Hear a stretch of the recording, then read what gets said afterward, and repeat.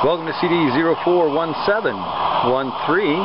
starting the prep work for the summer tour. And now that I am out of Pennsylvania, which has very archaic laws about these type of things, I decided to do my first spoon video, fun with spoons. I'm going to do a little fuming with some silver. We got some silver there, you see it?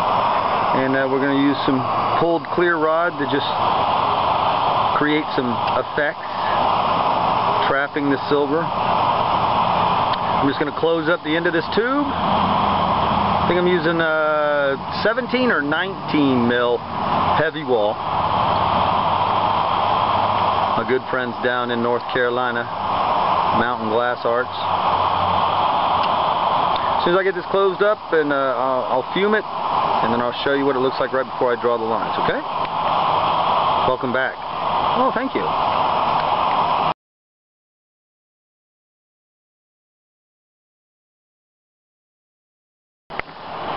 Alright, we closed it up, we fumed the end, that's that kind of yellowy kind of look there, that's silver. And then we drew 5 lines down it, trapping some of the silver in. Under, it'll give us some kind of groovy looking things. Now I'm just going to blow this out. I'm going to work it in and then blow it out and form the head of the spoon.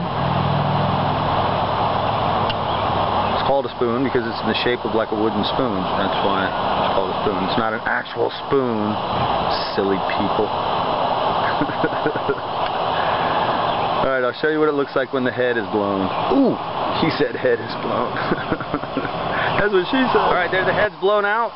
And we got it all kind of worked in. Now we're just going to pick a spot to make the hole. And then we'll use the push rods to push in the bowl. And then we'll put a little carb on the end. And then pull off the rest of it, and I'll show you as we go along, okay?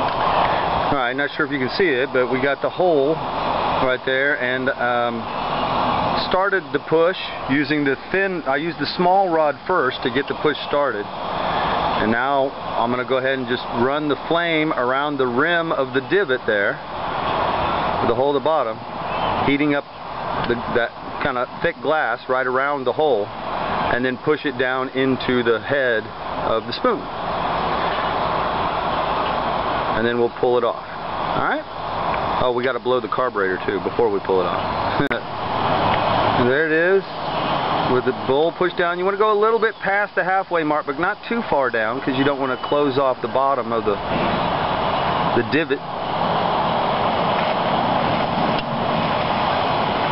Now we're going to blow a carburetor hole, and I like to put 2 little feet on the bottom of here so that when you set it down it doesn't roll. So we'll put a couple of little dots of clear on the bottom there and set it up as feet and blow out the end there. I just want to remind everybody that this is for tobacco use only. Alright, I put 2 little dots of blue and then some clear over the top of them so that you got little feeties there. Little odd shape out, but I'll blow that out here in a second. Now, to blow the carburetor hole, we have to plug up the hole that's in the center of the push. To do that, you just use the graphite rod and stick it in the push back and kind of hold that hole over. You won't seal it completely, but it'll be enough to where you can blow the end out and at the same time round out the head of the spoon. Ooh, you like that, don't you? I'll show you. Alright, so yeah, I blew the hole out and just blew the whole thing out. I mean, that's just way too big. And that's the risk you take.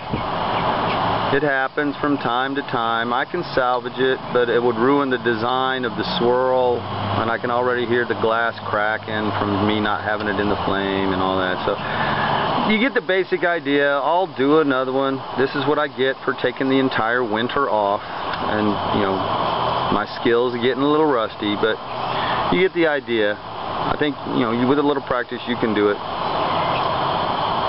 Alright.